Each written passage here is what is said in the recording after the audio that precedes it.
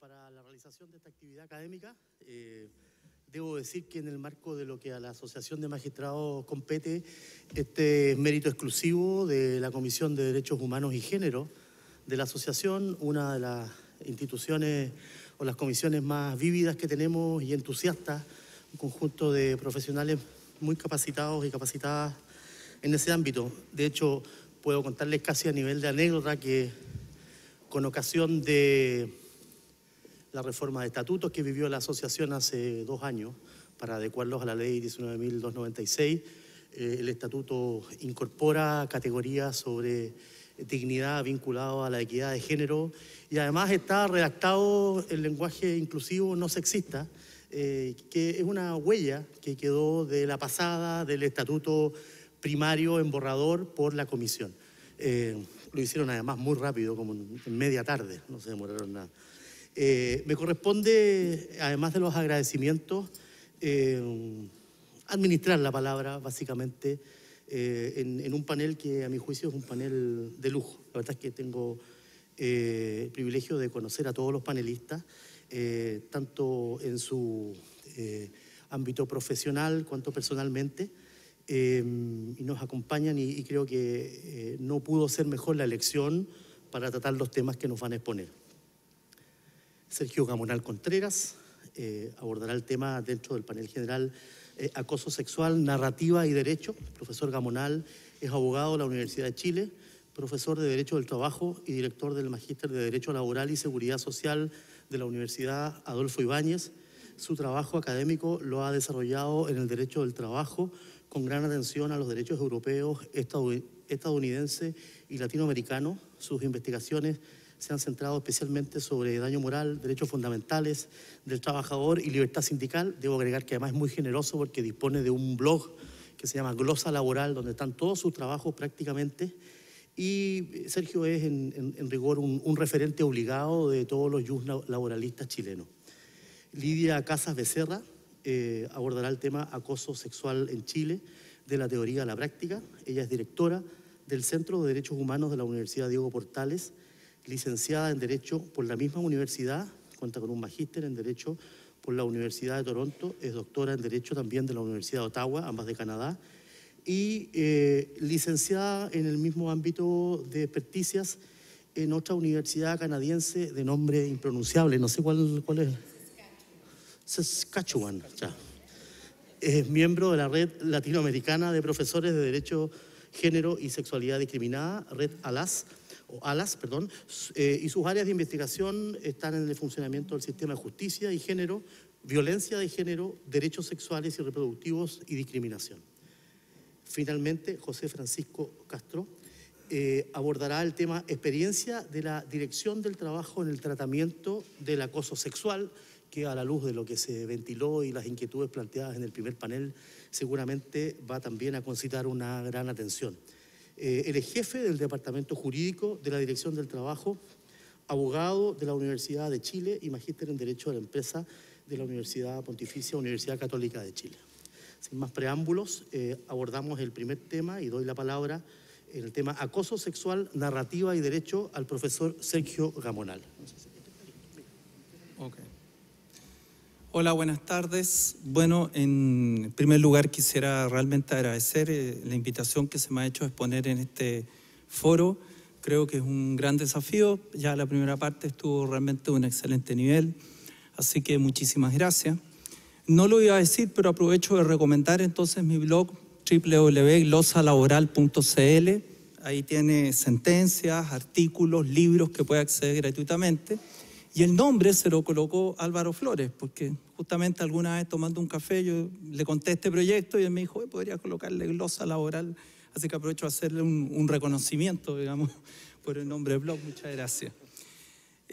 Bueno, quisiera partir hablando entonces del tema que nos convoca, hablar algunos minutos sobre la narrativa y el derecho y cómo esto puede tener también incidencia en el derecho al trabajo y el derecho laboral. La verdad es que generalmente en la cultura y en la sociedad estamos con distintas narrativas o relatos que a uno los trae un poco en el ADN, ya sea porque siempre lo vas escuchando desde tu casa y después se van refrendando en todo nivel de instancias. Y el tema es que esas narrativas influencian bastante en el derecho, tanto en cómo se redactan las leyes, cómo se las interpreta y en relación a las posturas que tienen los operadores del derecho frente a las leyes. ¿A qué me refiero con narrativas? ¿No? Yo obviamente no soy sociólogo, pero estoy tomando algunos elementos, algunos sociólogos del derecho, como Frank Dobbin o Lauren Edelman, por ejemplo, que han estado trabajando el tema de derechos laborales y sociología del derecho. ¿A qué me refiero con narrativa? Generalmente me ha tocado muchas veces cuando tengo que exponer sobre derechos de tutela a la maternidad, que o en la mitad de la exposición o al final de la exposición alguna mujer levanta la mano y me dice, un poco en tono de víctima, me dice, mira, pero efectivamente somos igual más caras, ¿no? Porque está el pre- y postnatal, y esto implica todo un problema para el empleador tiene que contratar un reemplazante, etc. Y entonces ahí tenemos, por ejemplo, una narrativa que, aunque parezca increíble, no se condice con la realidad. Salvo excepciones, generalmente para un empleador es un buen negocio que una mujer se embarace, puede incluso ahorrar dinero. Y entonces hay un divorcio entre una narrativa hegemónica que hace que incluso la víctima se sienta que está cometiendo una infracción y lo que realmente ocurre en los hechos. ¿Y por qué digo que incluso para la mayoría de los empleadores puede ser un buen negocio? Todo esto visto solo patrimonialmente. Estamos hablando que una mujer se embarace, claro, porque el pre- y postnatal lo paga el Estado, no lo paga el empleador. El empleador tiene que contratar a una mujer reemplazante y para eso pueden utilizar una empresa de servicios transitorios que generalmente es más barato que lo que costaba el trabajador original. O sea, aunque parezca contraintuitivo, podría perfectamente un empleador, y pueden muchos empleadores, pagar menos por el periodo que la mujer está en pre-postnatal que lo que paga normalmente a esa trabajadora o lo que pagaba normalmente a esa trabajadora.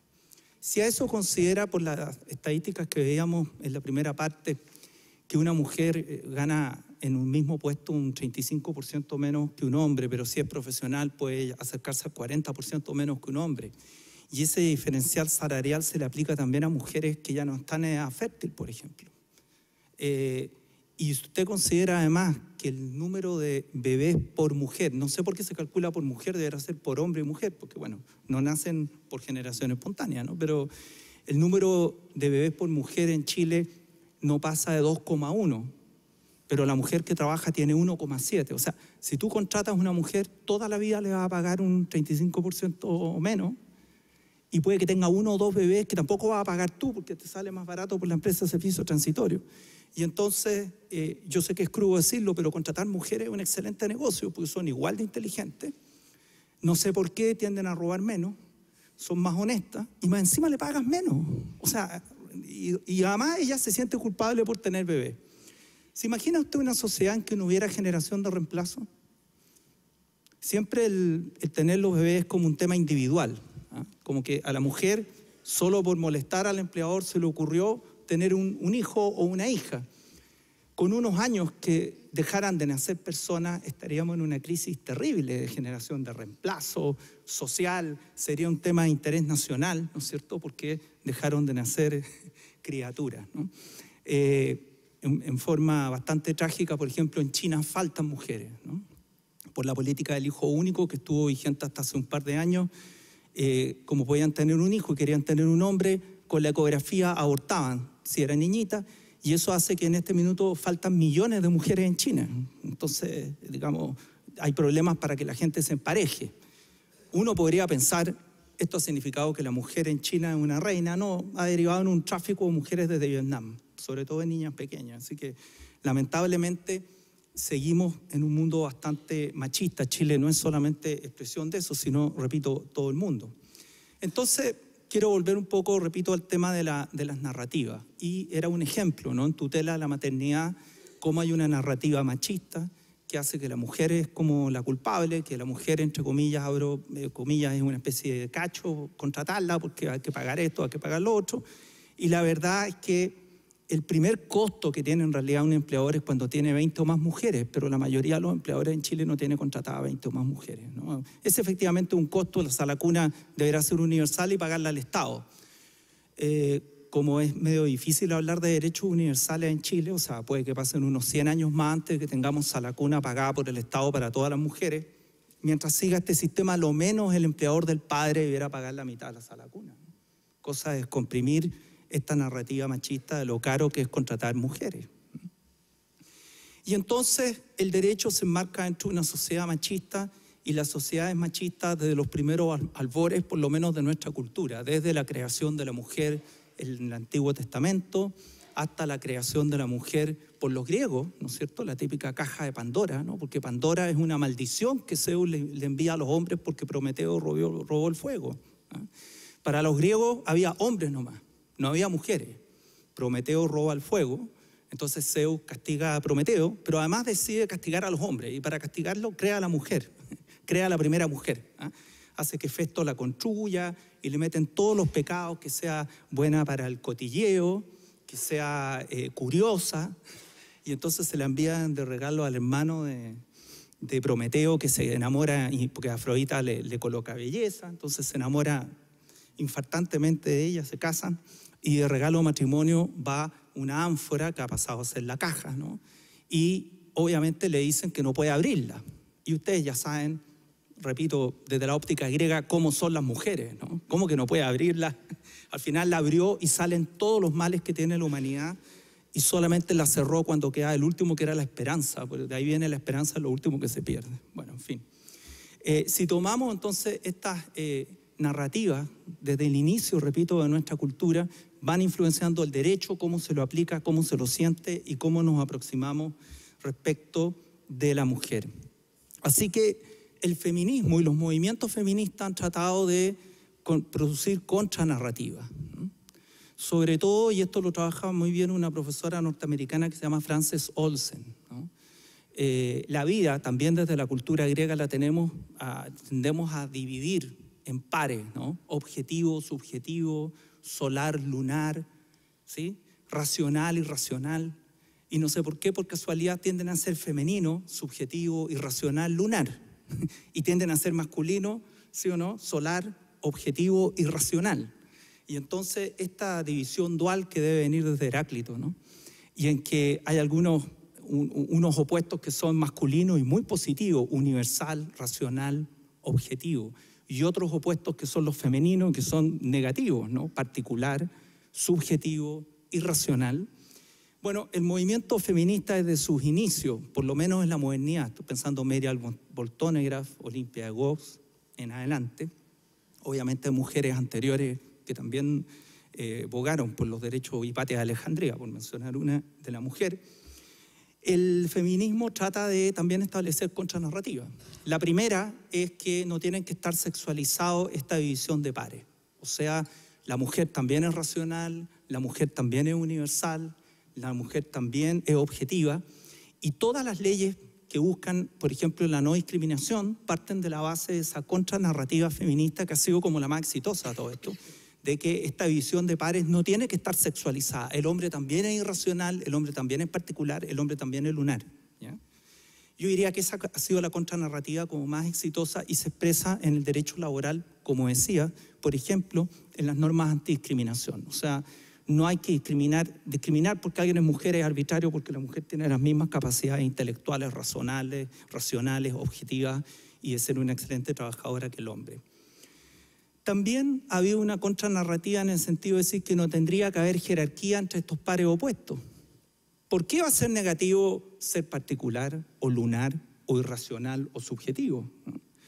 Y podríamos decir que entonces todas las normas que reconocen la tutela a la maternidad, por ejemplo, que es más relevante la mujer que el padre, la mujer suele tener más pre y postnatal que el padre. Yo, que soy padre a todo esto, creo que eso es discutible, pero bueno, eso va para otra charla. Los países escandinavos consideran un postnatal de 1 año igual para el padre y la madre, me parece de toda lógica, ¿no? Digamos. No obstante ello, repito, todas las normas que buscan cautelar que la mujer pueda cumplir con la maternidad sin perder su puesto de trabajo y que tenga sala cuna y pre-postnatal, obedecen a esta segunda contranarrativa, ¿no? En alguna medida, no tiene nada de malo, de hecho es necesario tener hijos y es bueno que la mujer se pueda dedicar con tranquilidad y eso no le implique consecuencias en su trabajo. Sabemos que siempre tiene consecuencias, lo hablaban en el panel, en el primer panel, sobre todo a la vuelta, los mobbing o los acosos morales que hay a la vuelta de su postnatal, ¿no? Y también están las contranarrativas más contemporáneas, bueno, ni tan contemporáneas tampoco, pero más de línea andrógena, en el sentido de que ambos, hombre y mujer, no hay ni jerarquía ni sexualización entre estos dos pares, ¿no? Y todos pueden cumplir todas las funciones. Y ahí está, por ejemplo, el postnatal masculino, ¿no? El papá también puede mudar los bebés, obvio. Papá es clave, ¿no? Digo, ¿sí o no? Es clave, ¿no?, en la crianza de los hijos, de las hijas. Y por lo tanto yo creo que es bueno tener presente estas narrativas porque influencian en el derecho al trabajo e influencian en cómo se hacen las leyes, cómo se aplican y cómo operamos frente a ellas. El caso del acoso sexual, las narrativas están muy presentes, ¿no? Cuando se formaliza el ingreso de la mujer al mercado de trabajo en la década del 50, digo se formaliza porque la mujer ha trabajado siempre fuera de la casa, lo que pasa es que era trabajadora informal. Trabajó durante toda la revolución industrial. Lo que pasa es que no tenía contrato formalizado. Entonces no es que en la década del 50 mi mamá o sus abuelas, no sé, ingresaran al mercado de trabajo por primera vez y las bisabuelas nunca hubieran trabajado. No, trabajaban, pero generalmente en labores en la misma casa o en un margen de informalidad bastante grande. Así que debe haber habido acosos sexuales horrorosos, los cuales no tenemos ningún tipo de cuenta, ¿no? Pero cuando se formaliza el ingreso de la mujer al mercado de trabajo, o sea, me refiero, tiene contrato de trabajo en Europa y en el resto del mundo, y por lo tanto entra a las estadísticas oficiales, efectivamente forma parte de la narrativa que la mujer tiene que pagar un costo por adentrarse en este mundo de los hombres, ¿no? Y el costo es poderse ver sometida a un acoso sexual.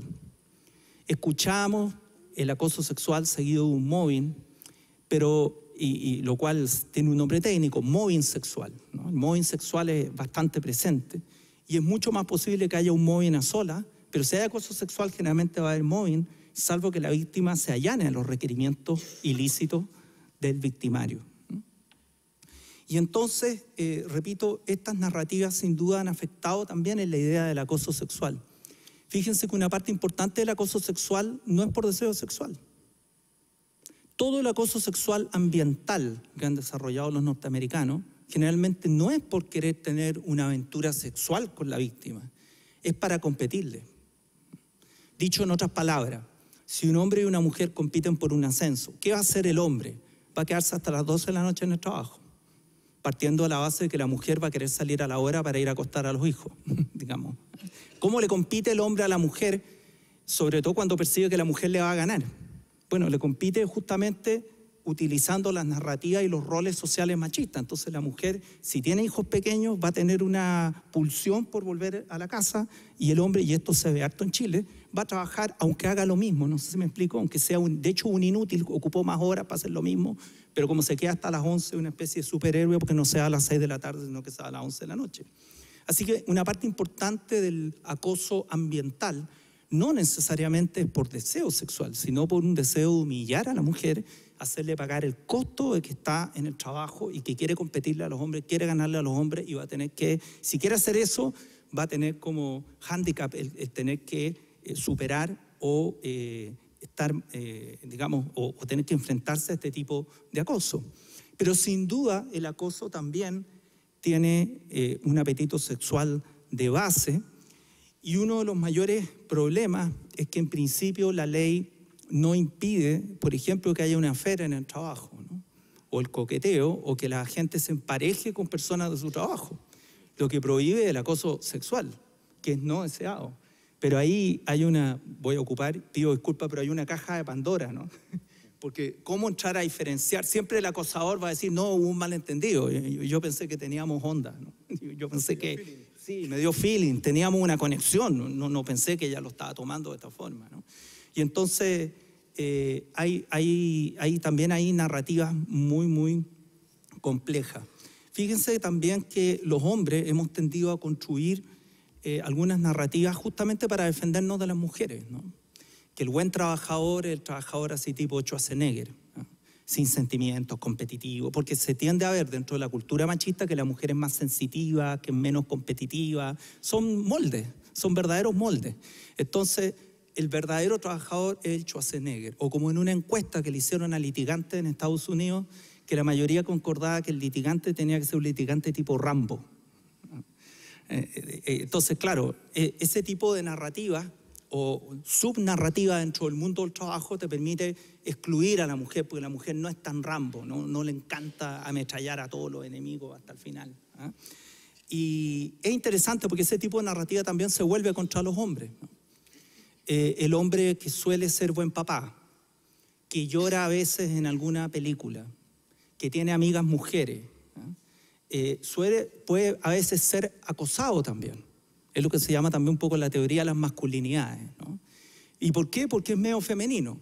Yo diría, yo lo personal caería dentro, aunque no he sufrido acoso hasta el momento, digamos, pero podría caer en esa, creo que soy buen papá, lloro cada tanto con las películas y tengo amigas mujeres, ¿no? Pero obviamente no quiero decir que los hombres somos víctimas, solamente quiero hacer presente la fuerza de la narrativa, ¿no? Que llega a que, por ejemplo, en un caso en Estados Unidos, el caso OnCall, en una de estas cosas que sacan petróleo en alta mar, eran puros hombres y entonces había uno que era flaquito, sensible, como el cabrito chico, entonces lo encontraban medio afeminado, ¿no? Y le echaban muchas bromas.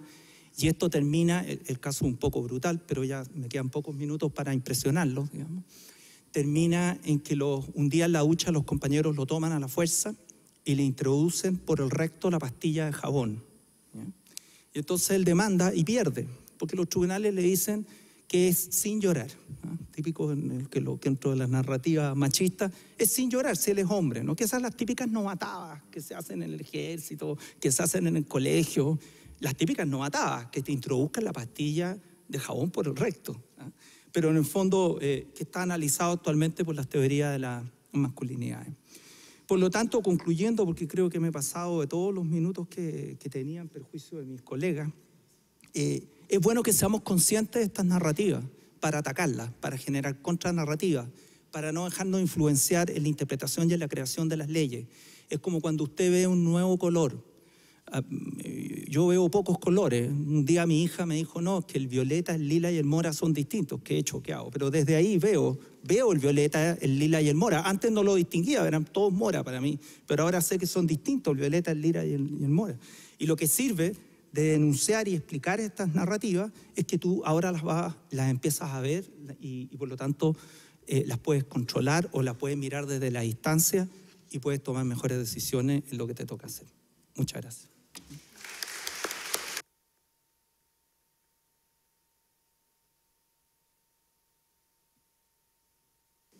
Muchas gracias, Sergio. Doy la palabra de inmediato en la exposición Acoso sexual en Chile, de la teoría a la práctica, a la profesora Lidia Casas.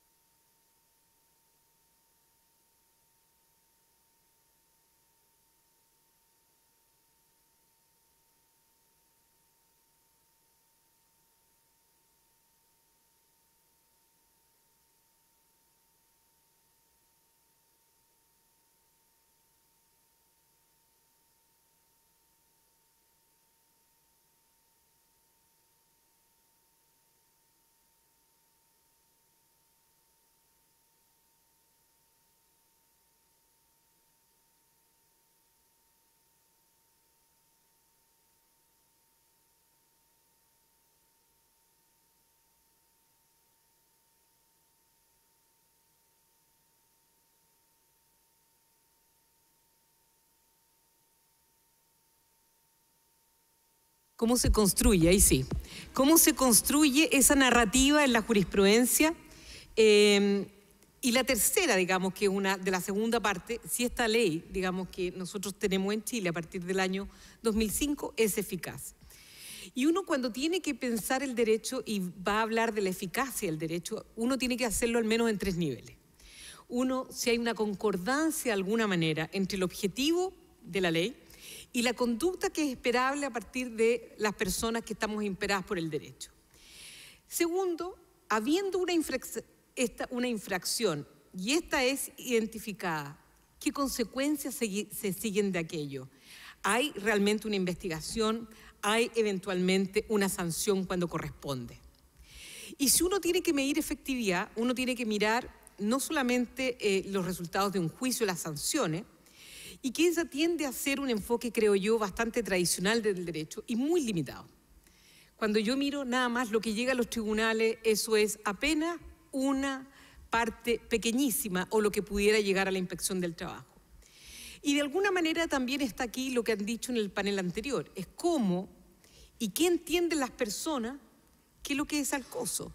Y para eso lo que yo hice, intenté hacer, digamos, es trabajar con trabajadoras y los trabajadores. Y cuando digo también las trabajadoras, los que usan el derecho, son aquellos que, como los inspectores, como los abogados litigantes, las abogadas litigantes, y las mismas mujeres, digamos, que vivencian este entendimiento de lo que es el acoso.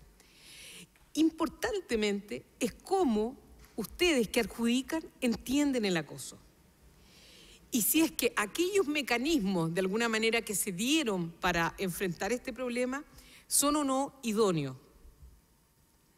Entonces, si yo miro la jurisprudencia, yo quiero explicar, porque tengo algún tipo de formación con tratar de explicar metodologías de investigación, es que lo que yo hice aquí fue recopilar todos los casos judiciales sobre acoso sexual en el trabajo hasta un momento determinado.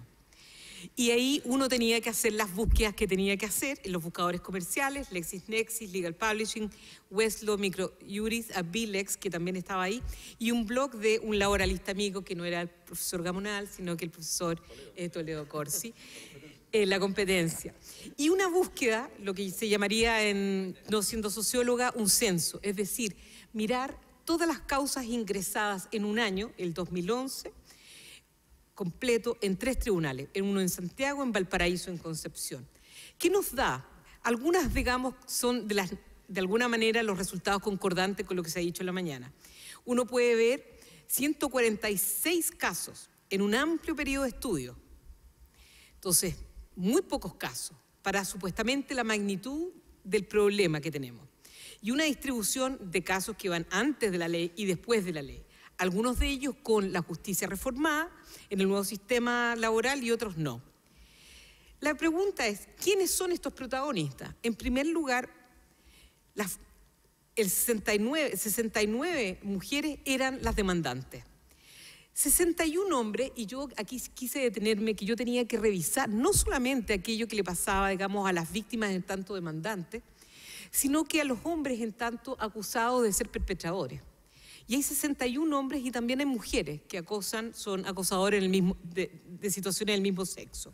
Hay 2 empleadores, hay participación del sindicato y la inspección del trabajo. Yo aquí me voy a referir exclusivamente al despido indirecto, ya que el despido indirecto es la principal herramienta con que cuenta la trabajadora ante una situación de acoso sexual. Como primera lámina, en aquellas situaciones en que las mujeres demandan por despido indirecto, los empleadores ganan en 16 de los casos versus 9 en que las víctimas ganan. Es decir, las mujeres en una acción por despido indirecto pierden. Y aquí, ¿qué debe hacer una trabajadora? Primero debe demostrar la existencia del hecho. En segundo, debe probar que el incumplimiento es grave de parte de la obligación del empleador. Aquí hay una acción o una omisión de parte. Y los resultados nos indican que en estos despidos indirectos tenemos el 85% de los casos culminan en una sentencia. Ya dijimos, la mayoría de estas mujeres pierde. Pero ojo, un grupo considerable de mujeres llega a un avenimiento. Si yo mirara esto, digamos, parte de los hombres llegan en tanto usuarios del sistema laboral a un número mucho menor de avenimientos, mucho menor. ¿Y cuáles son los resultados del avenimiento? Pago indemnización por años de servicio, indemnización incrementada, aviso de término de relación por otros motivos. Es decir, cuando yo tomo el avenimiento de las mujeres, la calidad y la cualidad que tiene ese avenimiento y le sumo las causas por las cuales ellas ganan, podríamos estar casi equivalentes entre las causas que ganan y que pierden. ¿Qué hace la diferencia en que las mujeres ganen un avenimiento? Uno puede ser porque la causa de esa mujer tiene visos, digamos, de tener, de poder ganar, de algún éxito. Y en el caso de los hombres, digamos, el caso es claro, y ni empleador, digamos, la construcción de las masculinidades, de alguna manera es una tesis, ni el empleador, ni claramente el trabajador quieren llegar a ningún acuerdo. Cuando los hombres llegan a acuerdo, son claramente muy inferiores respecto de los casos de las mujeres. Ahora, puede que el caso de las mujeres sea mucho más claro que los despidos con causal por acoso sexual respecto de los trabajadores. Pero aquí quiero detenerme en algunos aspectos que a mí me surgen que son problemáticos de cómo la judicatura se enfrenta al acoso sexual en el ámbito laboral. A mí me parece que hay una traída de alguna manera de una narrativa penal al juicio laboral. Es decir, cuando las mujeres deben enfrentarse al acoso sexual en el espacio laboral, los jueces están mirando la idea de más allá de duda razonable para poder asegurar de que efectivamente el acoso ocurrió. ¿Y por qué está allí esta idea de la duda razonable? Porque el acoso sexual de alguna manera evoca esta idea de delito sexual. Y que la imputación de un hecho de acoso sexual entonces está asociada con la posibilidad de violentar, uno, la honra y ciertamente la dignidad. Uno de los primeros elementos fundantes de un trabajador despedido por acoso sexual es que su honor en una tutela de derecho laboral su honor ha sido, digamos, puesto a prueba. Y ni hablar cuando erróneamente hay un caso muy curioso de un sujeto que es despedido donde se invoca erróneamente la causal y se señala acoso. Entonces su principal problema no era en realidad que casi fuera despedido, sino que fuera despedido por acoso sexual en un ambiente completamente masculino. Entonces era, digamos, yo tengo señora, yo tengo familia, ¿qué va a pensar mi señora porque usted me despidió mal con una causal equivocada? Entonces, quiero que es interesante ese punto. El segundo, y que me trae nuevamente un tema que los laboralistas han levantado importantemente, donde yo creo que todavía no hay un diálogo fuerte entre el mundo procesal y el mundo laboral, es la proindiciaria. La creación de la tutela, entiendo yo, y así el mundo laboral lo ha planteado como una gran, digamos, herramienta para la protección de los derechos fundamentales en la empresa. Sin embargo, si uno mira la jurisprudencia, uno advierte que en estos casos, que son particularmente difíciles de investigar, o sea, lo dijo Carmen, ya sea, digamos, en las investigaciones que se hace en la administración pública o donde sean, son difíciles. Entonces, ¿qué es lo que pasa aquí? Tenemos que en el despido indirecto vamos a tener una carga probatoria, en el despido indirecto, quiero decirlo, en 3 pasos. 1, se produjo el acoso. O sea, la primera cuestión que una trabajadora tiene que demostrar. 2, ¿es imputable al trabajador?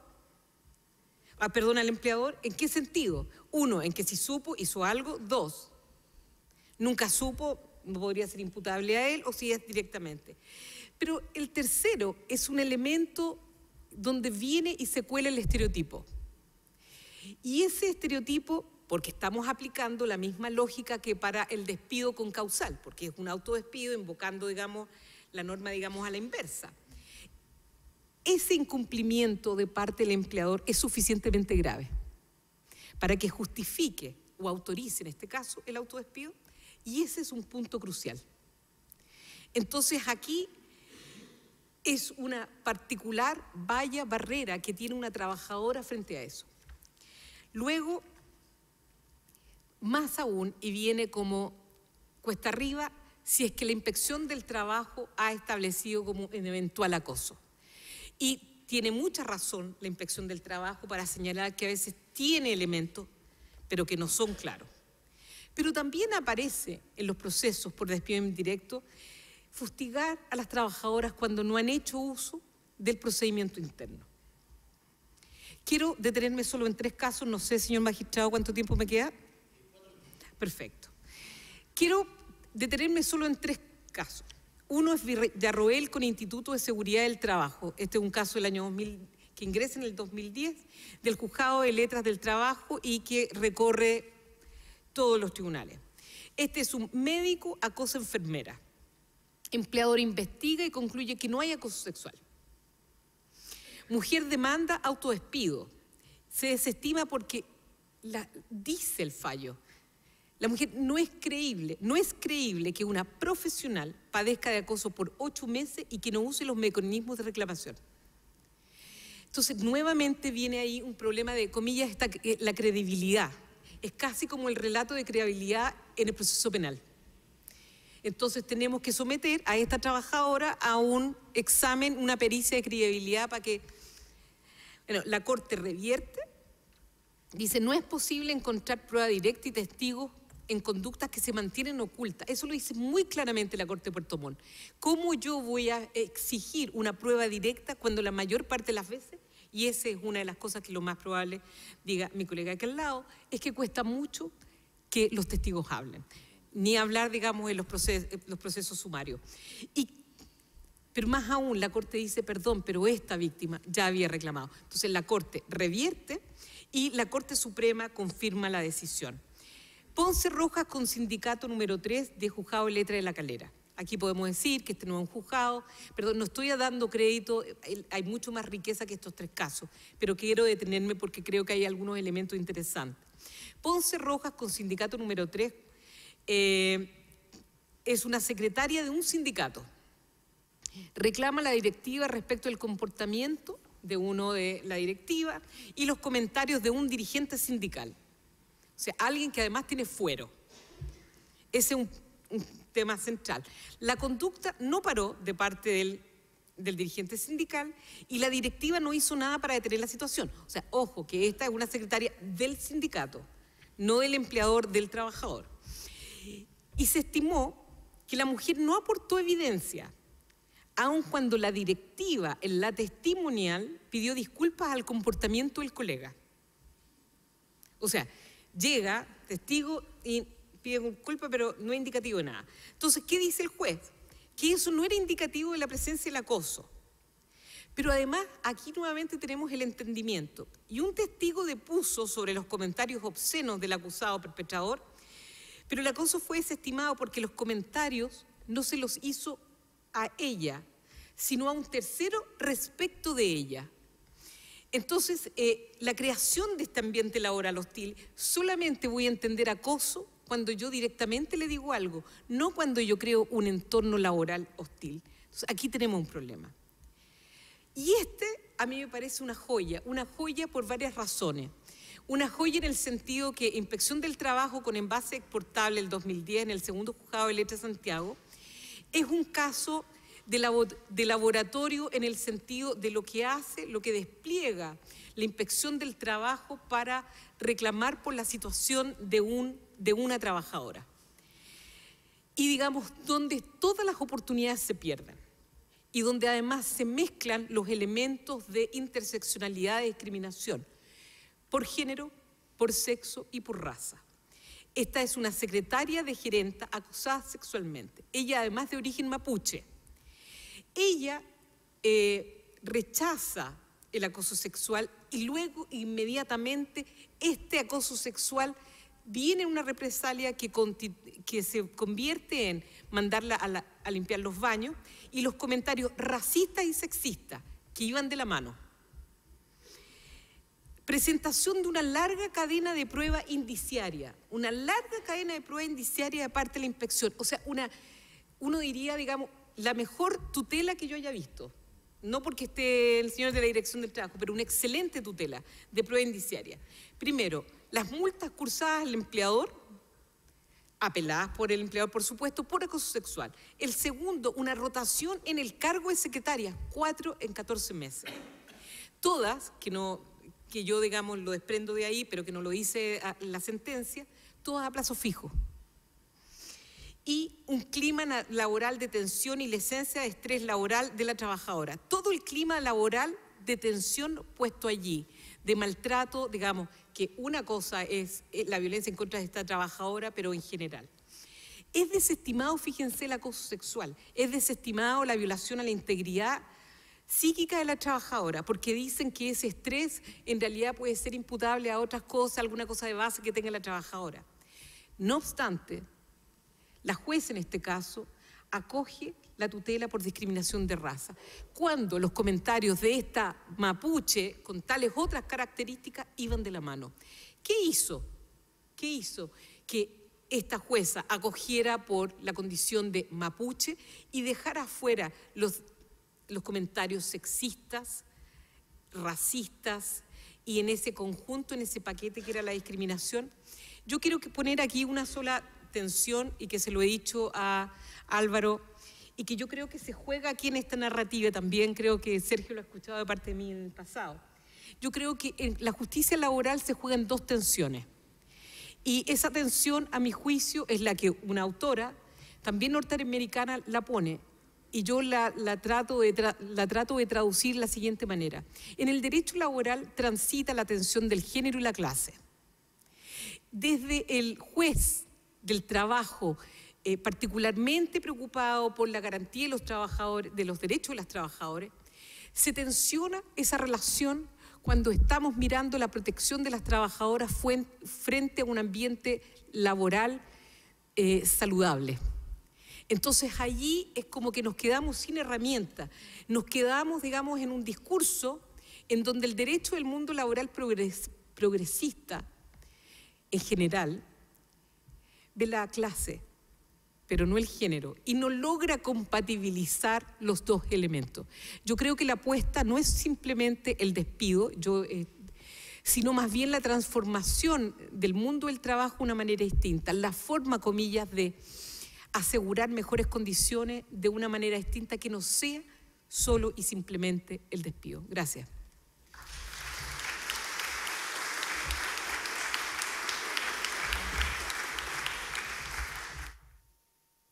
Muy bien, le doy la palabra a José Francisco Castro. Complemento en la presentación que José Francisco, además de jefe del Departamento Jurídico de la Dirección del Trabajo y los datos ya asignados, es candidato a doctor en Derecho de la Pontificia Universidad Católica de Valparaíso y además posee un máster en Dirección de Recursos Humanos de la Universidad Diego Portales, entre otros cursos de especialización. Les recuerdo que si hay preguntas las vayan haciendo llegar desde ya, direccionadas a alguno de los panelistas, por favor. Gracias. Francisco.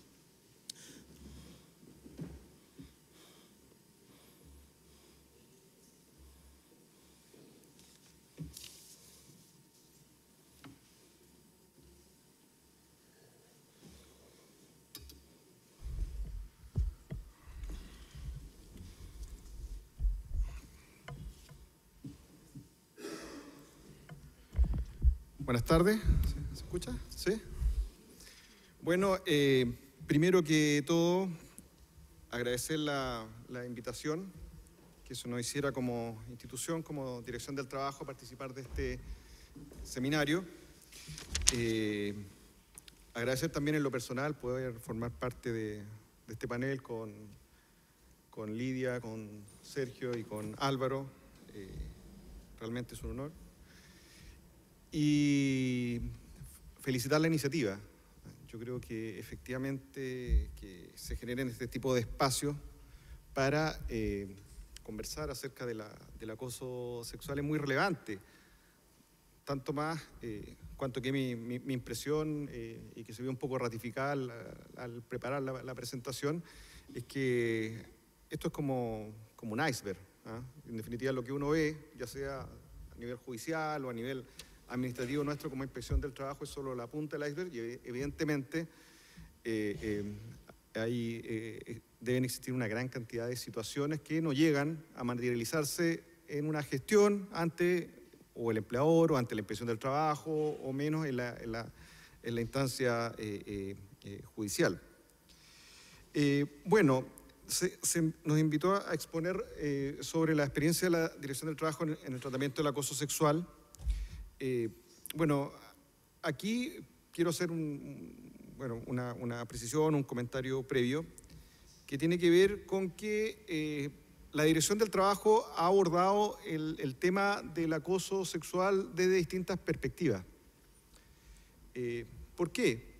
Porque evidentemente, y para los que nos conocen más saben que el modelo de inspección del trabajo, el modelo de dirección del trabajo que tenemos en Chile es bien particular, ¿cierto? Esta no es una institución que se dedique solo a hacer inspectoría laboral o solo a hacer fiscalización, sino que tiene distintas funciones, ¿no?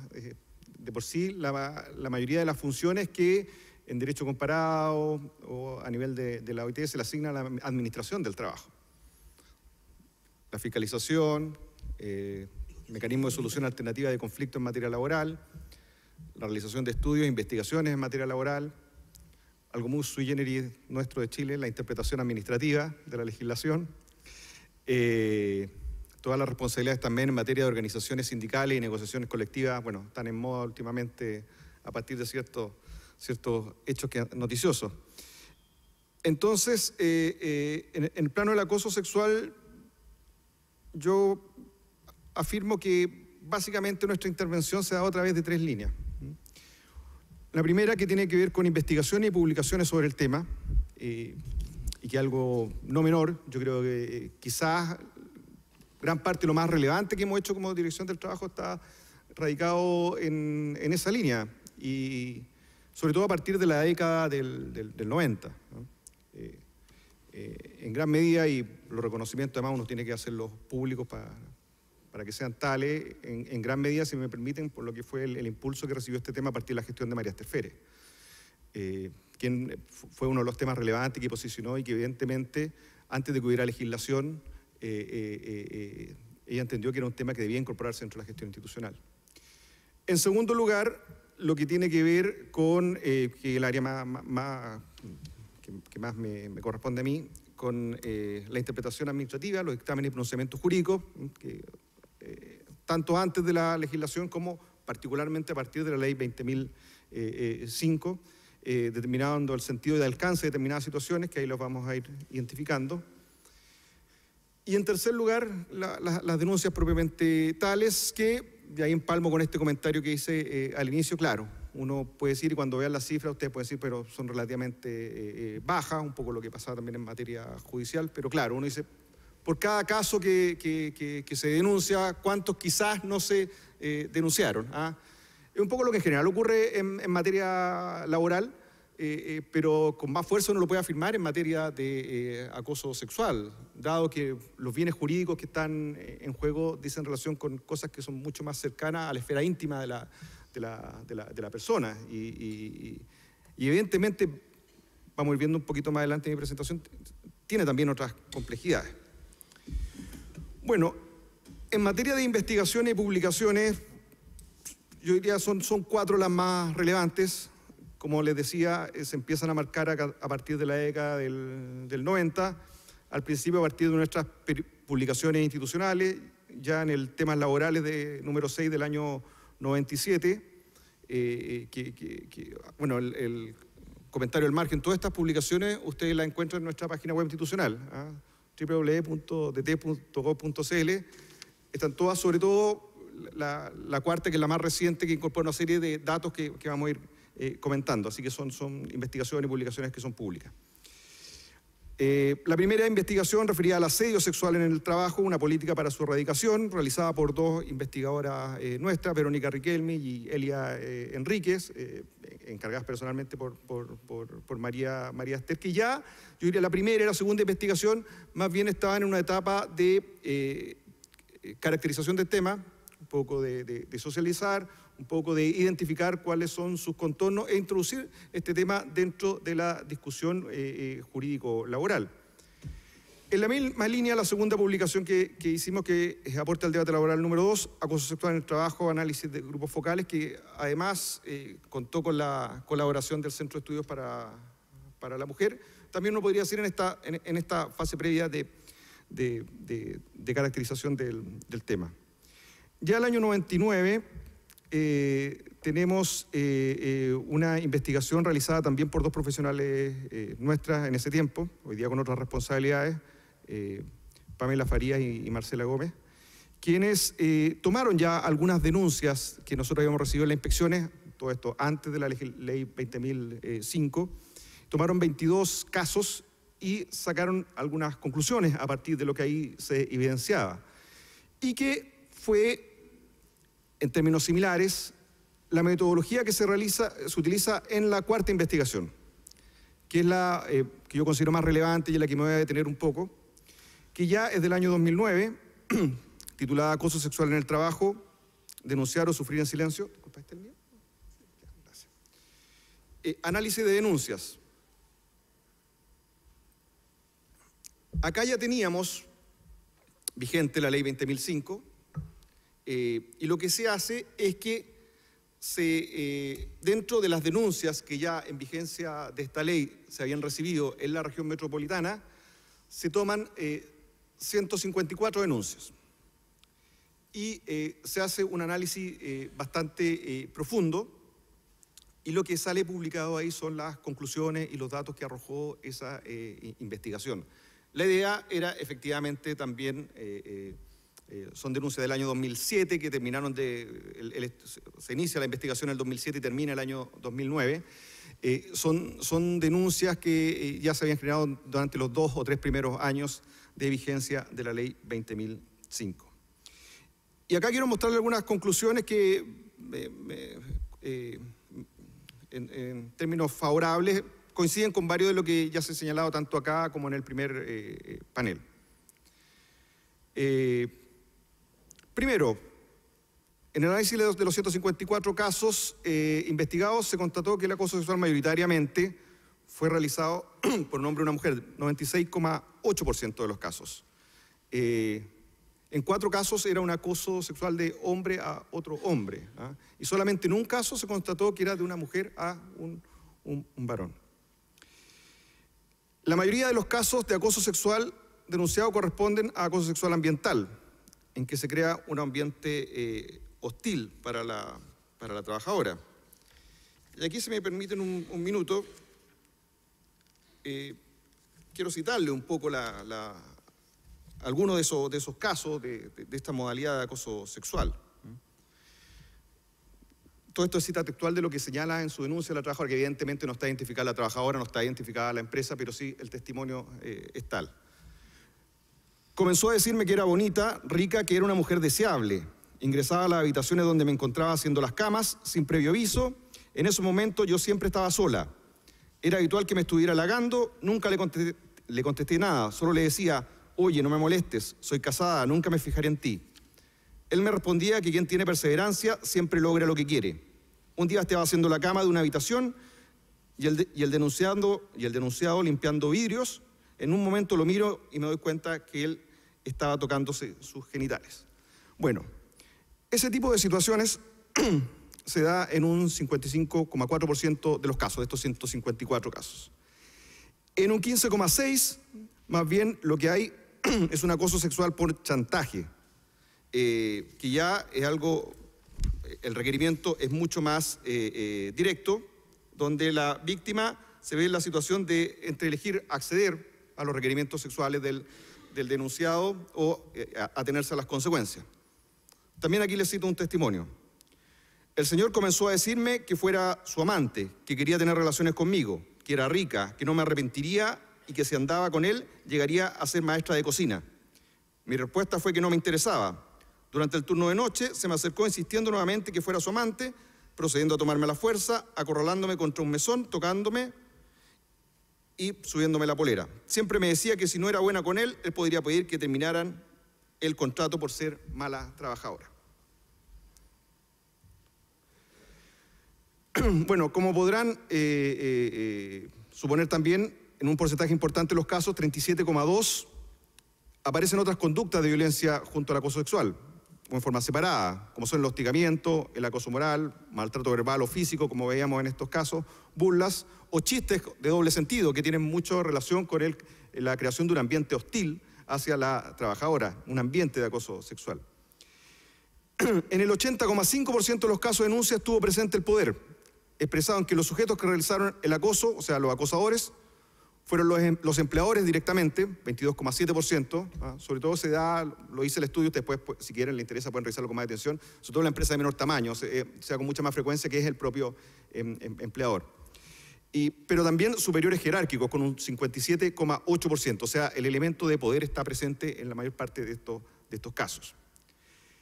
En el 63% de los casos la denuncia no se pudo constatar debido a limitaciones probatorias y al alto porcentaje de casos en que la trabajadora que hace la denuncia abandona la empresa antes de que se inicie y o se concluya la investigación. ¿Cuáles son las limitaciones probatorias? Y aquí quiero señalarlas también porque de alguna manera Lidia también hacía referencia al tema.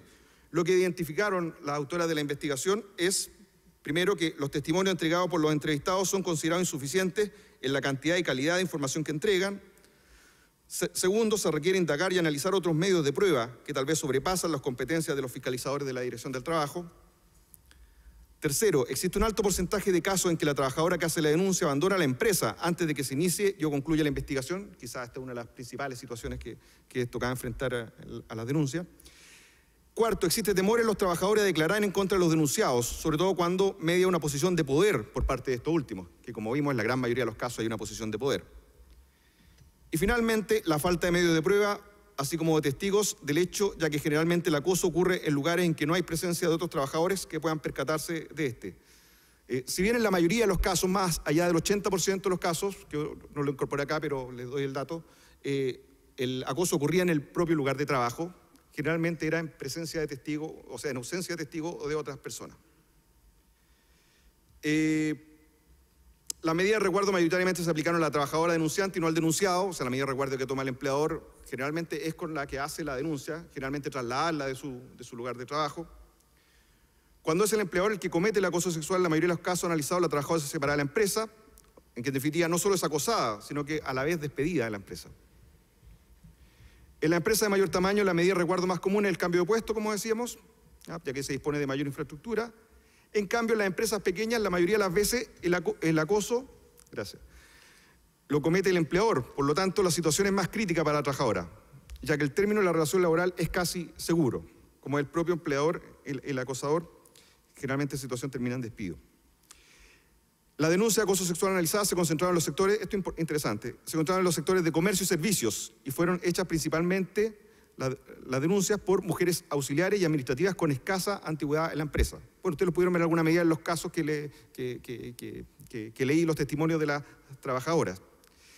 El acoso sexual aumentó la rotación laboral de las trabajadoras, el 69,6% de las mujeres que denunciaron tenía menos de 12 meses en la empresa. O sea, esto además coincide con una alta rotación laboral.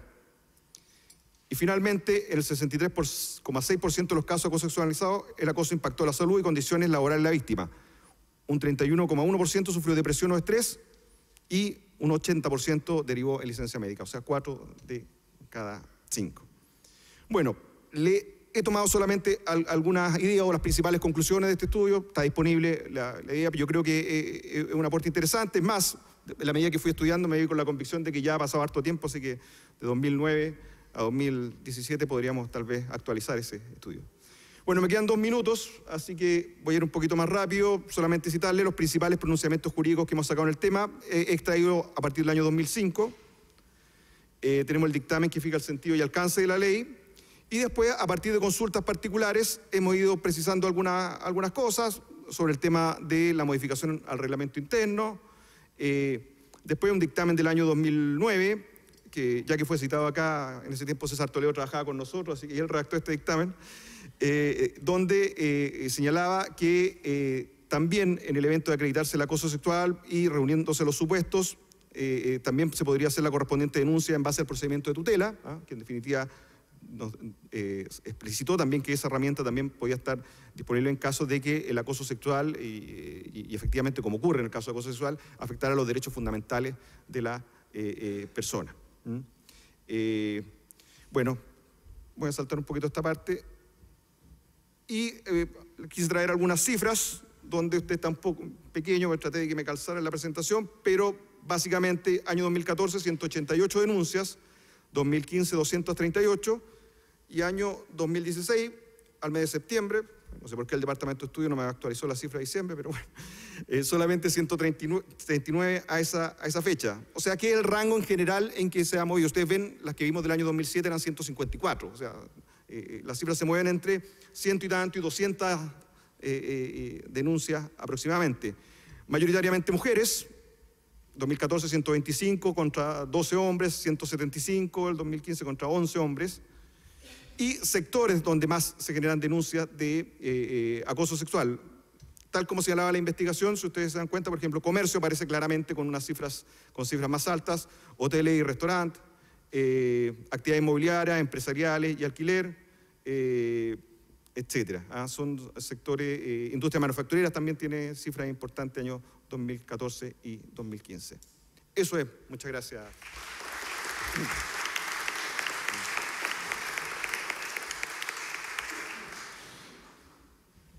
Bien, vamos a pasar a la ronda de preguntas, que ya han llegado algunas. Las voy a traspasar de a pares.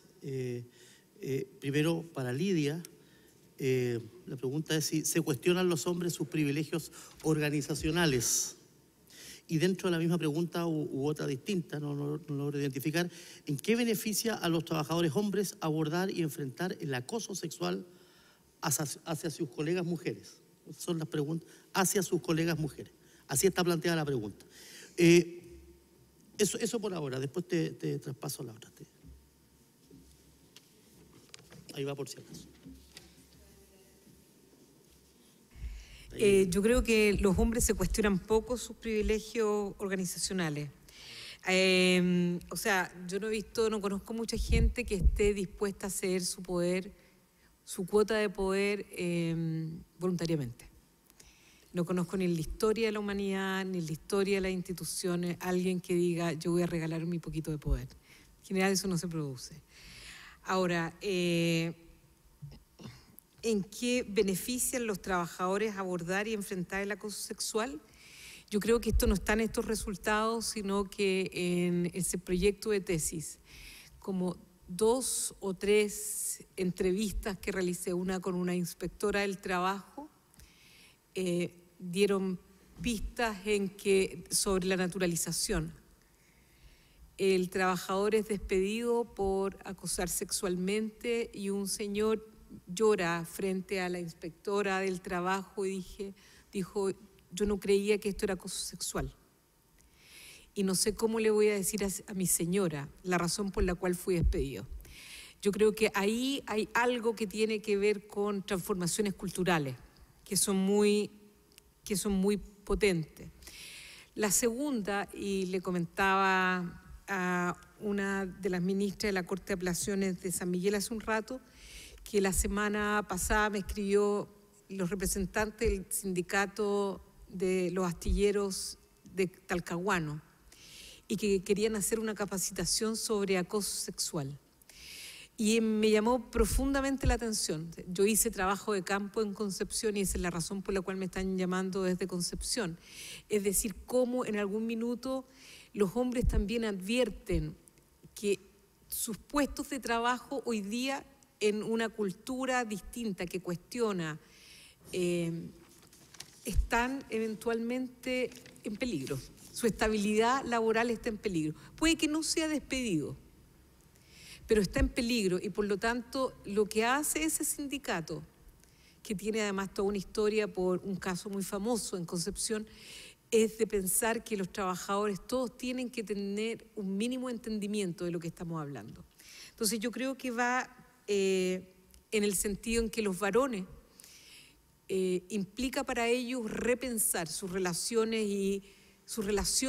con las mujeres. Pero yo también quiero hacer un llamado aquí, porque lo dijo Sergio,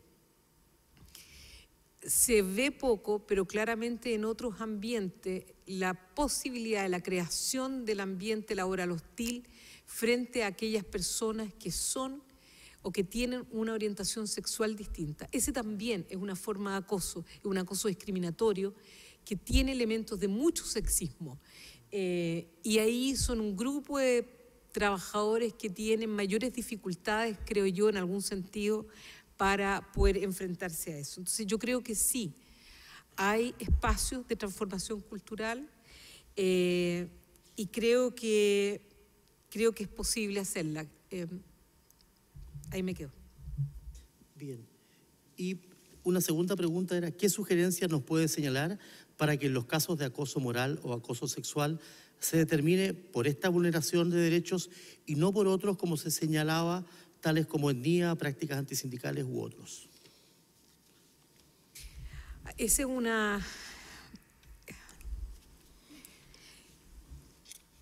una preguntaza.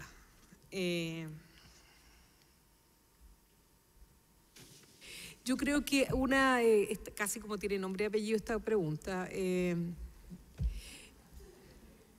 yo creo que la primera es, quiero decir que a veces parte de los problemas que los jueces tengan, y no porque esté hablando frente a quienes adjudican, tiene que ver con la calidad de los litigantes. Así como la calidad de los litigantes hace que no permita al juez o a la jueza recuperar de una buena manera los juicios. Esto también lo recupero de una entrevista a una jueza en la Quinta Región, donde dice, el litigante lo que hace es simplemente presentar una licencia por estrés laboral, como que si ello, digamos, si no tuviera que hacer un argumento sobre el nexo causal. Y ese es un problema de la formación que hoy día hay en muchas escuelas de derecho. El punto es que un trabajo sobre acoso sexual, en la forma en que nosotros entendemos como esto un problema de violencia o discriminación, un problema de igualdad, requiere un ejercicio argumentativo distinto. Y yo creo que todavía el litigio laboral y muchos otros están muy encapsulados en simplemente como una enunciación de norma, como una enunciación muy breve del hecho y la norma, y que de ahí, digamos, usted, señor juez, señora jueza, tómese de ahí y vea cómo lo hace. O sea, usted pechugue, digamos, con mi demanda. Y luego, también lo digo jocosamente, digamos, es mucho más fácil enrostrarle, digamos, la responsabilidad al juez o a la jueza que decidió mal. Entonces ahí hay elementos que aparecen como fáciles para un abogado o una abogada. Ay, pero sí es por integridad. Porque el elemento de violencia, el elemento de discriminación tiene que ser como argumento formulado. Tiene que ser también ofrecido, digamos, como dentro de un contexto. Y el problema es que yo veo que en muchas demandas eso no está. Entonces no es solamente un problema de quienes adjudican, sino que también es quienes estamos, por así decirlo, al otro lado. Bien, gracias, Lidia. Para Sergio, dos preguntas que una de ellas sintetiza, hubo dos preguntas idénticas sobre denuncias falsas. ¿Qué pasa con las denuncias falsas? La normativa, por lo menos lo desconozco, dice quien pregunta, en el Poder Judicial no lo sanciona. ¿Quién paga los perjuicios a la honra de las personas? Sería importante sancionar la deshonestidad. Y dentro de la segunda pregunta es cómo visualiza la narrativa machista en el Poder Judicial, pensando en la víctima mujer y el tratamiento de sus derechos fundamentales en la protección de la no discriminación y la dignidad.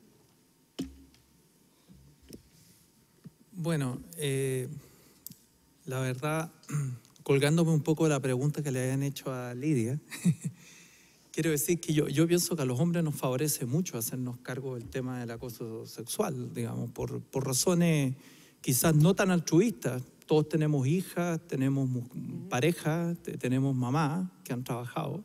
Mi hija que ya va a empezar a trabajar pronto, en un par de años más, espero.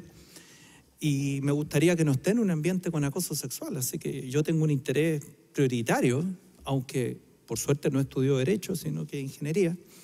Un interés prioritario, digamos, de que ojalá haya más conciencia y los hombres nos preocupemos de no tener instancias de acoso sexual. Ahora, la denuncia falsa, malintencionada, obviamente es un riesgo, pero yo creo que es un riesgo que no nos puede llevar al inmovilismo. O sea, dado que los estudios dan cuenta y cualquier persona que haya trabajado se sabe que hay muchas situaciones de acoso sexual en todos los ámbitos, a todo nivel, la verdad es que solamente tienen que perfeccionarse los procedimientos persecutorios, por decirlo así, de este tipo de conducta. Ahora, si hubo alguna denuncia falsa, malintencionada podrá quizás buscarse esa responsabilidad, pero muy probablemente van a ser excepcionales.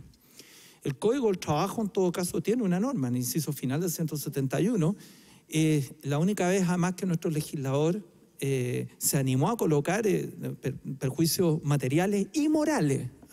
Siempre el daño moral al final es una interpretación que tenemos que hacer en el resto de las normas, pero fíjense, en esta norma que la víctima podía ser un hombre, que malintencionadamente lo acusaron de acoso sexual, ahí el legislador no tuvo problema en precisar que el daño moral sí o sí va y las penas del infierno, etcétera, pero no conozco un caso que se haya ganado en esa línea. No digo que no pueda haber alguno, digo que la denuncia de acoso sexual es sumamente costosa para la mujer, costosa no solo por todo el proceso de la victimización, sino por, como le he escuchado en otras ocasiones a Lidia Casas, termina despedida y sin trabajo, por lo tanto implica que va a perder su puesto de trabajo. Quizás eso hace que hay muy pocas denuncias, por ejemplo, de abogadas, porque el medio de los abogados es muy pequeño. Si tú trabajas en uno de estos bufetes boutique que hay en Chile y haces una denuncia de acoso, nadie más te va a contratar. Así que o renuncia o de alguna forma sobrevive con el acoso sexual ahí. Por lo tanto, entendiendo que puede haber alguna denuncia deshonesta, yo creo que tenemos que centrarnos en la forma de investigación. Ahora, la propuesta, ¿quién investigaba el acoso sexual? Ese es otro problema, porque en el fondo iba a ser originalmente en el diseño de la ley de la inspección del trabajo. Como había resquemores con la inspección, se prefirió tomar un poco lo que ocurre en Estados Unidos, que hay investigación interna, entonces hacer esta mezcla que puede investigar o la inspección del trabajo o puede investigar el empleador. Pero cabe decir que en el caso norteamericano, la investigación no se origina en un mandato legal, o indirectamente se origina en un mandato legal y se origina respecto de las personas de raza negra, en realidad. Cuando sale la orden ejecutiva de Kennedy en el año 60 sobre que el Estado norteamericano solamente va a contratar con empresas que demuestren alguna acción afirmativa respecto a las personas de color, nadie sabe lo que significa eso. Entonces se empiezan a reunir, sobre todo las empresas de armas, que contrataban mucho con el Estado norteamericano, y los gerentes de recursos humanos, no los abogados, dijeron, entre otras cosas, bueno, sería bueno, una acción afirmativa podría ser tener algún sistema de ventana única o procedimiento de queja dentro de la empresa, cosa que las personas de color, cuando se sientan discriminadas, puedan recurrir a alguien y hacerse una investigación, etcétera. Ese es el origen de que el mismo empleador pueda investigar dentro de su organización, pueda hacer una investigación de una situación de discriminación. Y ocurre que en el transcurso de la década del 70, muchos gerentes de recursos humanos eran mujeres. Y como en la década del 70 el movimiento feminista, entre otras Catherine McKinnon y otros juristas más, lograron poner en el tapete el tema del acoso sexual, esas mismas gerentes de recursos humanos, mujeres, dijeron, bueno, ya que ha operado bien el sistema de queja en el caso de las personas de color, eso mismo podría aplicarse a la mujer. Lo que quiero decir, algo que para el empleador en Chile puede ser un cacho, esa es la verdad, porque en el fondo la ley llegó y le dijo investigue el acoso sexual, está tomado algo que surgió de otra fuente, digamos, en el derecho norteamericano, que era esta necesidad de poder contratar con el Estado, entre otras las empresas de armas. Se tomó el modelo de la McDonnell Douglas, que es una empresa de aviones, para poder enfrentar ese tipo de situaciones. Yo en lo personal pienso que no ha resultado, aunque deberá ser producto de una investigación más extensa, que el empleador investigue el acoso sexual. Entonces sería mucho mejor quitar esa facultad y que vaya a la inspección del trabajo. Quisiera decir también algo que se ha insinuado acá, disculpen que trato de ser cortito, pero por ejemplo en el caso del mobbing, ocurre que el mobbing, por ejemplo como está escrito por Hans Lehmann, que lo mencionaban en la mañana, así, lo mencionaban en las primeras exposiciones. Hans Lehmann no es abogado, es psicólogo, médico. Entonces dice que para que haya mobbing tiene que pasar 6 meses con 2 incidentes semanales.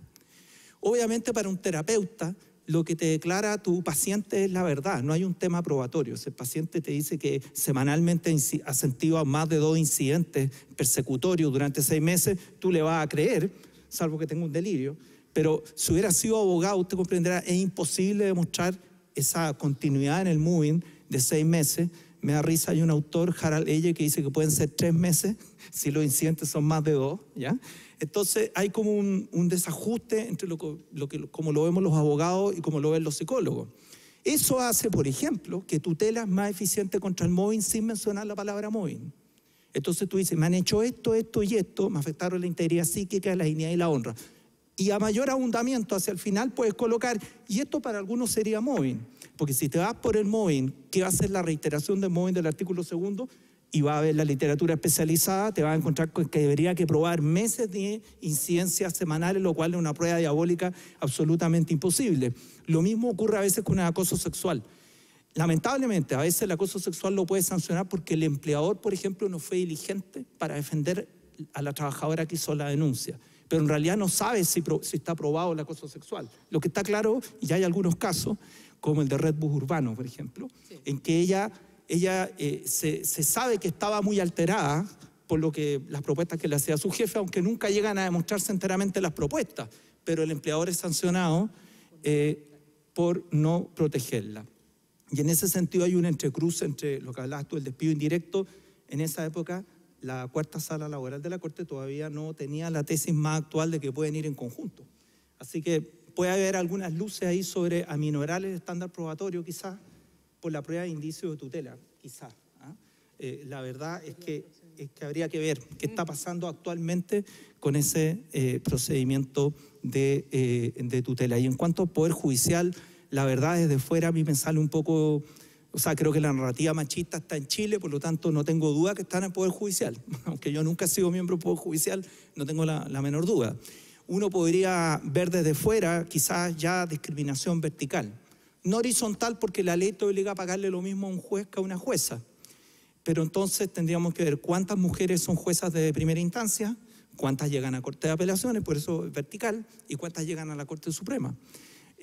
Lo digo ya en mi época, en los 80, cuando yo estudiaba Derecho, había un porcentaje mayoritario de juezas en primera instancia, sobre todo en algunas áreas, ¿no? Familia y también laboral, en fin, no sé las estadísticas, pero pienso que si la narrativa machista está en la sociedad, está en todo, obviamente va a estar también dentro del Poder Judicial.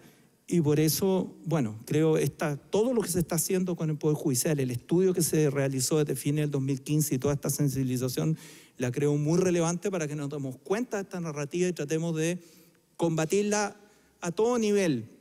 Yo a mi hija le contaba los cuentos al revés. ¿Qué significaba eso? Que la Bella Durmiente llegaba al príncipe, le daba el beso y la Bella Durmiente terminaba la universidad, sacaba un máster en Europa, viajaba sola 2 años por el mundo y a los 30 volvía y se casaba con el príncipe, ¿no? Y entonces tú le vas lavando la cabeza desde pequeño, digamos. O sea, hay que hacerlo a todo nivel. Bien, 2 preguntas entonces para José Francisco. En su experiencia, ¿qué resultado o gravitación en la erradicación del acoso tienen los sumarios internos? Esa es la primera. La segunda tiene un breve preámbulo, así que te pregunto esto primero. Quiero decir que la segunda se la voy a hacer yo, por eso tiene un breve preámbulo. Tú sabes para dónde va. Chiste interno. Bueno, yo no sé, en el panel de la mañana, iba a decir también igual que Sergio, en el panel anterior se hizo un comentario respecto a los sumarios internos. Yo suscribo plenamente. Yo creo que efectivamente se confunden las herramientas y tienen finalidades distintas. El sumario tiene una finalidad eminentemente disciplinaria, ¿ah? Efectivamente, además, involucra que ya temas como el acoso sexual, que tienen una dificultad probatoria, en el escenario donde una persona es objeto de un sumario, generalmente, lo digo además, porque trabajo hace bastante tiempo en la administración pública, se generan cierta solidaridad en contra del sumariado que además terminan afectando la investigación. Fíjese que en la Dirección del Trabajo, nuestra experiencia, ya no lo digo respecto de nuestros usuarios, trabajadores, empleadores, sino que internamente respecto de nuestros funcionarios, era mucho más exitosa tal vez con los protocolos que teníamos antes de la ley 20.005, que efectivamente se dio un tratamiento del tema, porque además no solo encargamos investigaciones y empezamos a promover que hubiera iniciativa legislativa en este tema, sino también una regulación interna. que los procesos disciplinarios. Yo creo que ahí la ley 20.005, que un poco le da el tratamiento que hemos visto al trabajador del sector privado y que en el caso del trabajador del sector público lo somete a estatuto administrativo y el proceso disciplinario, yo creo que hay que darle una vuelta más, además porque en el caso del trabajador del sector privado está el tema también claramente el de la tutela, ¿cierto? Donde ya nosotros cuando recibimos una denuncia de acoso sexual y se da que efectivamente una vulneración de derechos fundamentales, muchas veces las canalizamos allá, más allá de la regulación expresa que tiene el código, que ver si lo tiene o no en el reglamento interno, si hizo la investigación o no, etcétera, sino que es más eficaz por ese lado. En cambio, claro, el caso de los trabajadores del sector público, en el caso de la tutela, sin embargo, que ha ido cambiando un poquito la opinión, pero todavía es un terreno en disputa, a mí me da la impresión. Así que yo creo, y doy una opinión bien personal, mi opinión es que efectivamente ya a 14 años de la ley 20.005, quizás habría que darle una mirada y ver qué cosas se pueden mejorar, ¿ah? Efectivamente aportar, así como distintas instituciones, distintos organismos públicos y privados contribuyeron a que tuviéramos una ley de acoso sexual, lo que debiéramos hacer ahora, que los mismos actores y los nuevos actores que hay, revisar efectivamente si esto ha funcionado o no. Nosotros la última investigación que teníamos nos decía que parece que no estaba funcionando. Y efectivamente ver qué aspectos podemos mejorar, tanto para los trabajadores del sector privado como para los trabajadores del sector público. Bien, última pregunta precisamente relacionada con lo que tú planteas y que tú ya anticipas porque alguna vez lo hemos conversado. La jurisdicción judicial, una cuestión que es fundamental en el complemento de la cautela de los derechos laborales, es un grano de arena en el mundo de las relaciones laborales. Es decir, los juicios jurisdiccionales del trabajo son juicios de despido en un 98%, de manera que el gran rol en el control de las relaciones de trabajo durante el íter contractual, durante el desarrollo del contrato de trabajo, lo cumple la Dirección del Trabajo, una organización que tiene prácticamente va para los 100 años de vida, ¿no? Entonces, en los últimos 10 años hay dos grandes acciones que han sido entregadas a la Dirección del Trabajo, que son la tutela laboral, una cautela, casi como una fiscalía, como un ministerio público laboral, es lo que le dice el artículo 486, me parece, a la Dirección del Trabajo, que tiene que, cuando fiscaliza y advierte algún aspecto donde haya vulneración, está obligada, como ministerio público, a denunciar a los juzgados del trabajo. Y el otro es el tema del acoso sexual, donde también cumple un rol muy similar. Antes de esto, habían desarrollado un trabajo admirable en la identificación de las denuncias a partir de la técnica de los indicios, porque en las antiguas prácticas sindicales durante 20 años ya la Dirección del Trabajo venía sistematizando cómo investigar a partir de la técnica de indicios. Entonces, y aquí va mi pregunta, algo anticipó ya José Francisco, cuando advienen estas dos acciones, estas dos misiones institucionales ante la dirección, la cuestión que fundamentalmente esperábamos quienes estábamos atentos es que el Estado, a través del órgano fiscalizador, insumiera a los tribunales del trabajo de buenos juicios de tutela laboral y de buenos juicios de acoso sexual. Mi pregunta, y de alguna manera trato de responderme, tengo muy claro que la Defensoría Laboral no lo hace. La Defensoría Laboral, por alguna directriz, alguna especie de principio de oportunidad, decidió no denunciar esto. Vaya uno a saber por dónde viene, pero uno puede anticipar. Mi pregunta es, ¿dónde está que la Dirección del Trabajo no suelta la manija? ¿Qué pasó con la técnica de los indicios? Sigue siendo una cifra negra demasiado grande, que lícitamente no se traspasan estos juicios. Ese es el punto. Gracias por la pregunta, Álvaro. Bueno, efectivamente, tú mencionaste dos herramientas que en los últimos años, uno podría ser 20 años, ha recibido la institución, pero para tener el panorama completo también acompañado de otras cuantas que hemos tenido. Algunas que nos han ya casi al grado de enemistarnos con los jueces, que por ejemplo los informes Multirut, que son más recientes. Recientemente en materia de servicios mínimos, durante los 90 en materia de salud y seguridad ocupacional, higiene y seguridad, y donde efectivamente hay un tema de contexto, es la misma Dirección del Trabajo cada vez haciendo más cosas, ¿ah? Esto suena un poquito de explicación, pero es el contexto. Ahora, ¿qué pasa respecto de tutela, porque efectivamente lo que tú has señalado es un comentario que yo he escuchado. Es que yo creo que muchas veces, primero, la percepción que se tiene no es completa. O sea, yo creo que, claro, mirado desde el Poder Judicial y mirado también de ciertos actores, nuestro accionar en materia de tutela puede parecer acotado. Pero yo quiero contarles que por cada denuncia judicial de tutela que llegamos, hay 20 o 30 casos más que quedaron en las fases previas. Desde que recibimos la denuncia en la inspección y entrevistamos al denunciante, hacemos el examen de admisibilidad, si efectivamente se trata de una situación de derechos fundamentales o se trata de otra situación. Se hace la investigación para efectivamente constatar si hay indicio o no hay indicio. Si hay indicio, se realiza la gestión de mediación. Hay mediación o no hay mediación, y hay acuerdo o no hay acuerdo en la mediación, y eventualmente además, porque además siempre está aquí la hipótesis de que las partes lleguen a acuerdo fuera de lo que es la actuación nuestra, sobre todo referido a algunos derechos. Entonces, claramente yo acojo la observación, y Álvaro lo ha dicho en otras ocasiones, claro, es una herramienta que podría tener un mayor desarrollo a nivel de la institución, y que evidentemente con las limitaciones fácticas que tenemos, les doy solo un dato, de todas las fiscalizaciones o actuaciones en el área inspectiva que realiza la Dirección del Trabajo, el 80% es por denuncia y solo el 20% son programas de fiscalización. En consecuencia, desde el punto de vista laboral somos una suerte de posta, que día a día nos llegan una gran cantidad de intervenciones, a diferencia de otros países con los que siempre nos comparamos, donde generalmente esto va como al revés, 80% programa, 20% denuncia.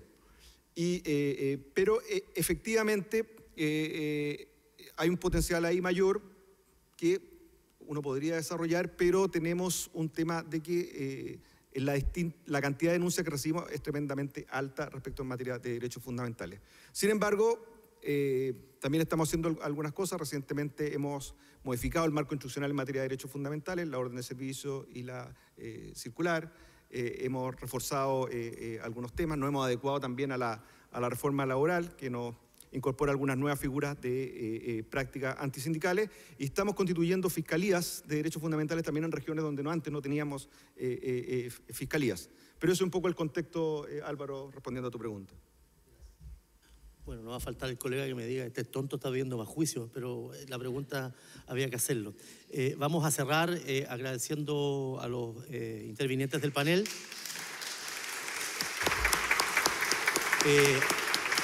A toda la gente que ha seguido además el panel por transmisión. Entiendo que hay mucho más público que el que está acá, que por lo demás es mucho. Y gracias. Nuevamente reitero los agradecimientos de parte de la Asociación Nacional de Magistrados por habernos invitado a esta actividad. Muy gentil. Agradecemos la presencia de todos ustedes, y desde mañana todas las exposiciones de esta jornada estarán disponibles en el canal de televisión del Poder Judicial, www.poderjudicialtv.cl. Muchas gracias y que tengan buena tarde.